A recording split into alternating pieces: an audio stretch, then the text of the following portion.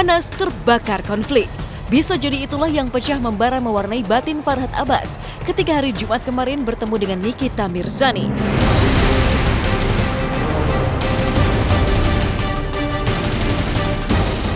Ya, 3 kali 24 jam pasca resmi melaporkan Nikita dengan 3 pasal berlapis ke Polda Metro Jaya, hari Jumat kemarin Farhad akhirnya bertemu langsung dengan Nikita Mirzani menggulirkan sebuah situasi yang konon berlangsung panas. Pasalnya, alih-alih meminta maaf karena telah membuat Farhad merasa terhina hingga menyeret Nikita ke ranah hukum, Nikita dikabarkan berubah sikap secara mendadak. Konon Nikita tidak hanya mengutas wajah sendu sedih, tapi Nikita juga meminta untuk dimaklumi. Ironisnya, alih-alih luluh, Farhad justru semakin serius memperkarakan Nikita hingga diputuskan oleh hukum. Makanya sebenarnya menghindari bentrok dengan Nikita di panggung ini. Kalau hari ini dia menyapa saya pasti sapa, tapi dia nyinyir terus, masih merasa berani gitu. Akhirnya dia mencoba beralibi dan berdalih bahwa saya pernah menghina orang ya, saya pernah menghina orang tapi saya di proses hukum dan sudah selesai. Nah kemudian dia bilang, dia ada yang bilang itu bukan persoalan ada yang bilang, tapi kan lu mempermalukan gue.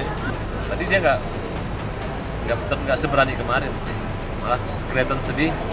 Seolah-olah minta dimaklumi perbuatan dia. Nggak bisa, persoalannya dia itu dengan hukum.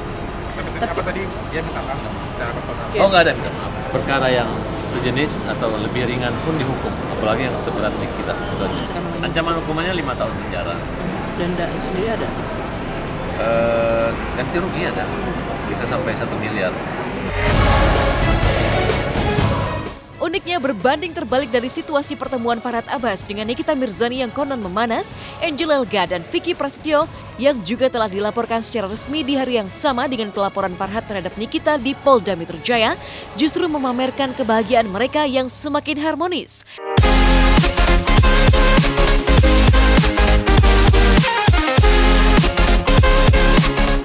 Ya, kembali melakukan sesi pemotretan pra-wedding dengan tema unik, yaitu karakter dongeng populer Beauty and the Beast. Angel dan Vicky pun menguntai pose demi pose mesra, seolah-olah jauh dari masalah. Tak pelak, teka-teki pun mencuat. Mungkinkah Angel sengaja menunjukkan kemesraan bersama Vicky demi menjawab bahwa rencana pernikahannya tidak akan goyah dan akan tetap digelar tanpa kata batal, meski terseret kasus hukum yang diungkit Farhad bergulir serius. Ini konsep pernikahan kita, Beauty and the Beast. Pokoknya pemirsa tunggu kejutannya ya. Nanti kalau orang kan semuanya harus yang mewah-mewah, yang cantik-cantik. Kalau kita konsepnya seperti ini, nanti lihatin undangannya ya. Ya udah, sekarang kita foto dulu ya. Oke. Here we go.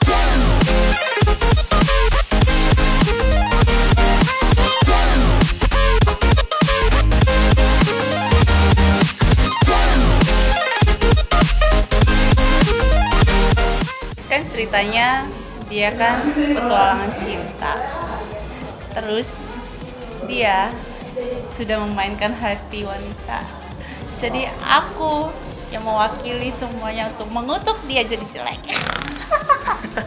Walaupun di luaran orang mau berusaha untuk memberikan negatif ke kita, tapi saya berusaha fokus apa yang menjadi masa depan saya dan Vicky dan keluarga besar kita, dan sama-sama memikirkan ke depan, nggak mau melihat atau mencari kesalahan orang atau tersakiti dengan apa omongan orang. Buat saya nggak bisa mengerem apa niat jahat orang. Yang pasti adalah terkembalikan lagi, saya nggak mau merusak diri saya, keluarga saya hanya karena niatan orang yang tidak baik. Jadi kita jalannya bismillah, tidak mau melihat kiri kanan. Intinya gini, kalau nanggepin orang waras, kita waras. Kalau nanggepin orang nggak waras, saya takut saya ikutan nggak waras. Makanya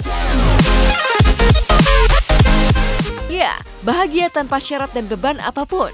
Itulah yang coba ditunjukkan Angel Elga menyambut hari pernikahannya dengan Vicky yang tinggal menghitung hari. Bahkan berbeda dari pernikahannya dengan Raja Dangdut Rhoma Irama yang penuh kesan serba sembunyi-sembunyi, kemarin Angel bahkan menari-nari bahagia menjalani proses pemotretan bersama Vicky. Pasalnya Angel sudah tak sabar antusias menyongsong pesta pernikahannya yang digelar dengan budget fantastis hingga 4 miliar rupiah lebih. Tak tanggung-tanggung, untuk dekorasi pesta resepsi saja, Vicky dikabarkan rela menggelontorkan budget super mahal karena melibatkan barang-barang impor. Semua persiapan serba fantastis dan serba mendadak ini khusus dilakukan Vicky demi memenuhi permintaan Angel yang menuntut pembuktian cinta pasca diguncang masalah demi masalah. Mulai dari pengakuan Vivi yang memiliki anak dari Vicky hingga Farhad Abbas yang menyeret mereka ke ranah hukum.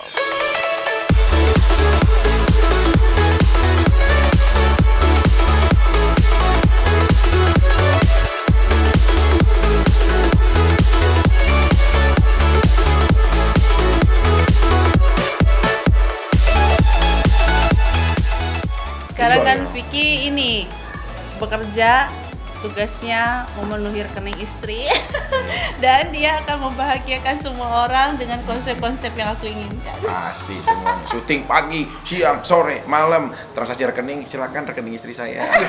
Gitu saya ingin membuktikan bahwa saya sudah revolusi. Kalau kita bilang di angka plus minus, saya ngomong ini udah di atas 4 miliar.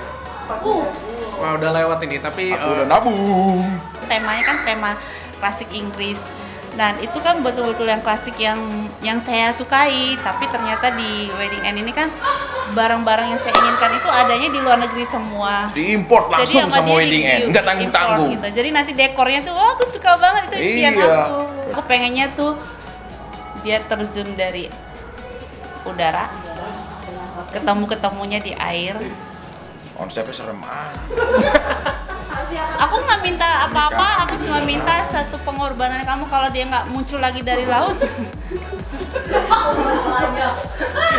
Enggak, ini nikah apa mau debus sih ya? Aku happy banget. Jadi aku lihat niat baiknya ya aku terima dengan niat baik juga. Jadi mohon doanya ya. Jauh dari antusias, Angel Elga menyongsong bahagia hari pernikahan. Artis Jennifer Dunn yang tengah terpuruk di rutan narkoba Polda Metro Jaya akibat kasus narkoba pun justru mendulang babak baru penuh teka-teki.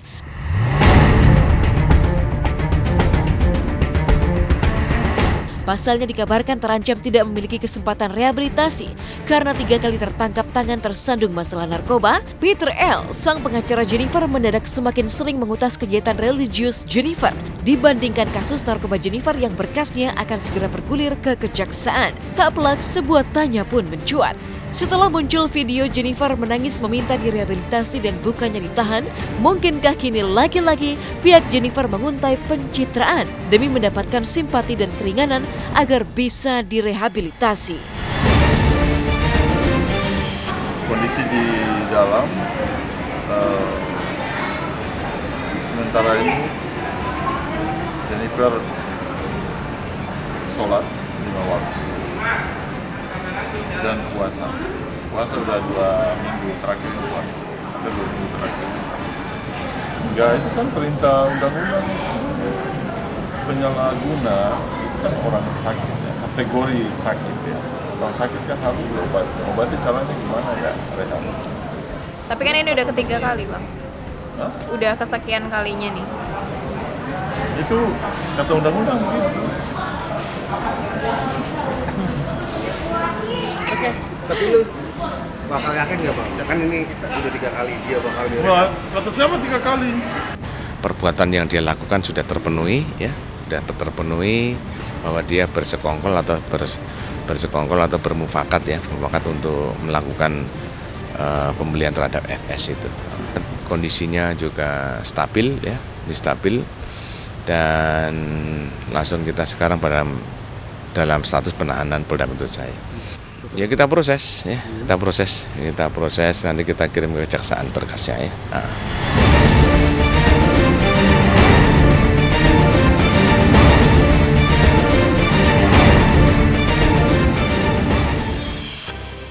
Sebagai orang tua tunggal, Jessica Iskandar tak hanya menjadi ibu, tapi juga kepala keluarga untuk memenuhi segala kebutuhan El Barak, sang putra tercinta. Lalu seperti apa wujud cinta dan perhatian Jessica saat mengurus sang buah hati di rumah hingga mengantarkan El Barak ke sekolah? Benarkah di balik wajahnya yang selalu terlihat ceria di layar kaca, Jedar juga harus menanggung beban yang tak mudah di kehidupan nyata? Simak berita lengkapnya usai jeda pariwara yang berikut ini.